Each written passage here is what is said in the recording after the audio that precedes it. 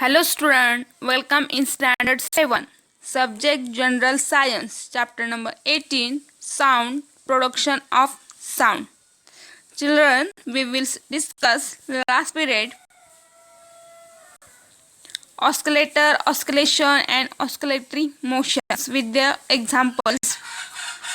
Time period of oscillation and frequencies we will discuss. Then we will teaching today high and low pitch of sound. Try this. करून पहा. Take wooden board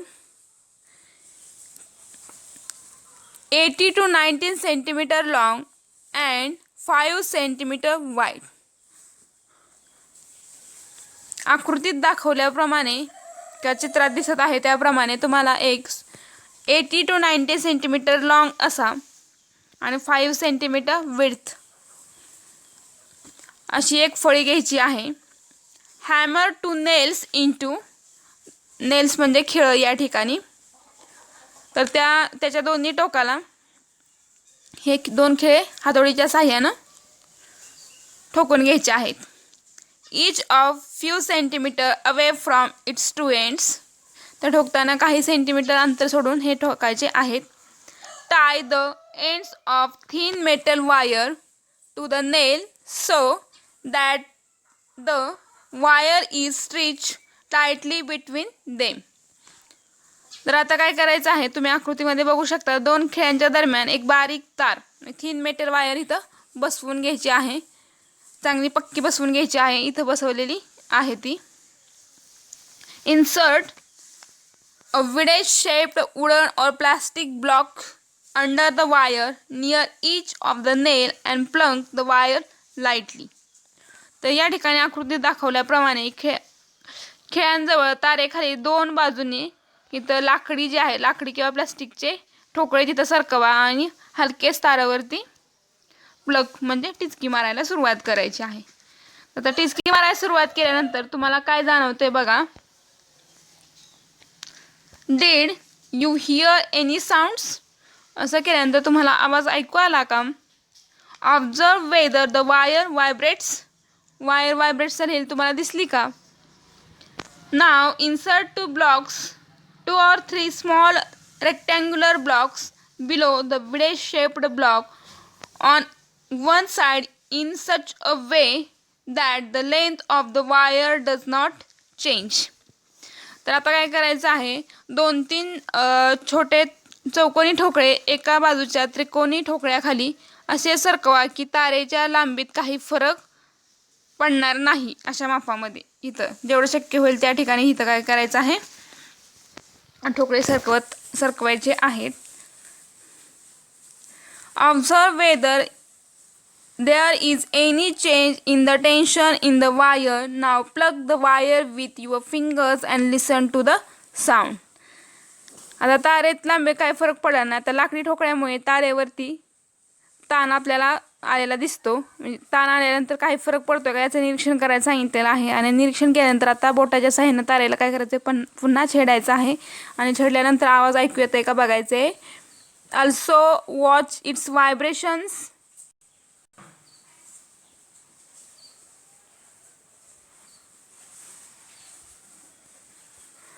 Also watch its vibrations. Now the difference your previous in its frequency. What can you infer from this?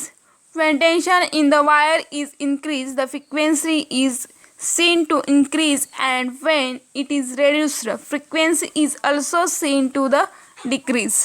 तर या ठिकाणी काय सांगितलेलं आहे जेव्हा आपण म्हणजे तारेचे व्हायब्रेशन्स व्हायला सुरुवात होतात आणि व्हायब्रेशन्स झाल्यामुळे त्यांच्या फ्रिक्वेन्सीमध्ये काय फरक जाणवतो का याचं नोंद घ्यायला सांगितले आहे.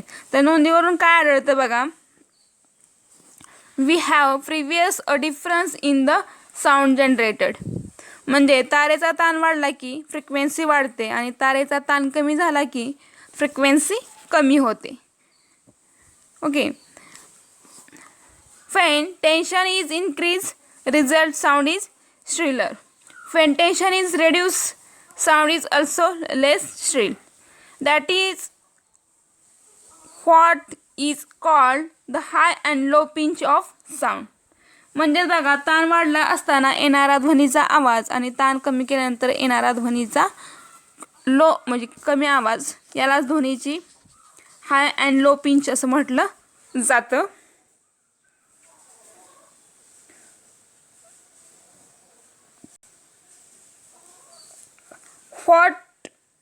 Which of the sound, the roar of lion or hum of a mosquito, has the higher pitch? सिंहाची डरकाळी आणि डासाचं गुणगुणणं याच्यामध्ये आवाजाची पट्टी उच्च कोणाची असेल तर रोअर ऑफ लायन, वाघाची डरकाळी ऑब्वियसली मोठी असणार. Second, what structures in the sitar help to produce higher and lower pitch of sound? म्हणजे सतारीमध्ये उच्च पट्टी आणि नीच म्हणजे लो पट्टी आवाज चढण्यासाठी काय केलं तर वुडन बॉक्स तिथं ॲड केलेले असतात, ब्लॉक्स ॲड केलेले असतात. देन इंटेन्सिटी ऑफ साऊंड, ध्वनीची आपल्याला या ठिकाणी तीव्रता आणि ध्वनीची लेवल पातळी किती आहे हे पाहायचं आहे. Loudness or softness of sound is indicated by two terms. ध्वनीचा लहान आणि मोठेपणा सांगण्याची सगळ्यांना पद्धत माहीत आहे. नेमली intensity of sound and sound level, म्हणजे तीव्रता आणि ध्वनीची पातळी या दोन टर्म्स वापरले जातात. Sound level is the intensity of sound as our ears. Intensity of sound म्हणजेच काय तर, किंवा ध्वनीची पातळी म्हणजे काय तर कानांना जाणवणारी ध्वनीची पातळी किंवा intensity of sound. The intensity of sound is proportional to the square of the amplitude of vibrations. ध्वनीची पातळी म्हणजे आपल्या कानांना जाणवणारी ध्वनीची तीव्रता ही ध्वनीच्या कंपनाच्या, आपण ॲम्प्लिट्यूड बघितला होता, या वर्गाच्या प्रमाणामध्ये मोडते. फॉर एक्झाम्पल, उदाहरण द्यायचं झालं तर, if the amplitude is doubled in the intensity of sound becomes 4 times as much. म्हणजेच ॲम्प्लिट्यूड दुप्पट केला तर ध्वनीची जी तीव्रता आहे तर ती 4 पट किंवा चौपट होणार. The decibel is the unit of for measuring sound level. म्हणजे ध्वनी पातळी मोजण्यासाठी डेसिबल हे एकक मोज आहे. It was named decibel in honour of the work of the scientist Alexander Graham Bell. Alexander Graham Bell या शास्त्रज्ञाने मी त्याच्या डेसिबलचा शोध लावल्यामुळे त्याच्या सन्मानार्थ हे एकक त्याच्या नावाने दिलेलं आहे. The magnitude of sound level decibels can be dedicated from the intensity of the sound using mathematical formula. When the intensity of sound becomes 10 times the original, the sound level increases by 10 decibels. म्हणजे ध्वनीची तीव्रता 10 पटीने वाढते तेव्हा ध्वनी पातळी 10 डेसिबल्सने वाढते. Do you know, माहीत आहे का तुम्हाला, decibel levels of common sounds बघायचं आहे. तर first, beginning of audible sounds, म्हणजे ऐकू येण्याची सुरुवात 0 डेसिबल. नॉर्मल ब्रीदिंग 10 डेसिबल, म्हणजे सर्वसामान्य जे श्वास घेतो त्याचा 10 डेसिबल इतका पातळी आहे ध्वनीची. Third, murmuring from the 5 meters अवे, 5 मीटर अंतरावरती कुजबुजणं 30 decibel. Fourth, normal conservation between 2 persons, 2 व्यक्तींमधील संवाद 60 decibel. Heavy traffic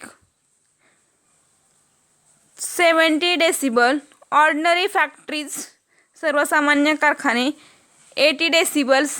jet engine 130 decibel, विमानामध्ये जे वापरलं जातं ते jet engine. 8, start of ear splitting sound, कानठळ्या बसण्याची सुरुवात 120 decibel 120 decibel. Hearing is temporarily affected by sound of frequencies greater than 1000 Hz and level higher than 100 decibels. म्हणजे साधारणतः 1000 हर्ट्ज वारंवारते व 100 डेसिबलपेक्षा अधिक पातळीच्या ध्वनीमुळे ऐकण्याच्या क्षमतेत तात्पुरता फरक पडू शकतो. This can result it's temporary deafness. Worker who work near aeroplane engines experience this. यामुळे काही काळ बहिरेपणा येऊ शकतो. विमान इंजिनाजवळ काम करणाऱ्यांना हा अनुभव आलेला असतो.